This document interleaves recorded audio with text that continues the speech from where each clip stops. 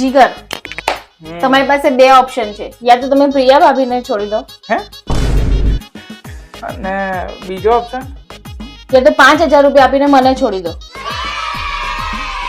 ખરેખર તને ખોટું નહીં લાગે?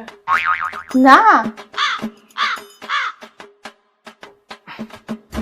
તો એક કામ કર લે, આલે 5 નહીં 10,000 રાખ અને તારું ધ્યાન રાખજે હો.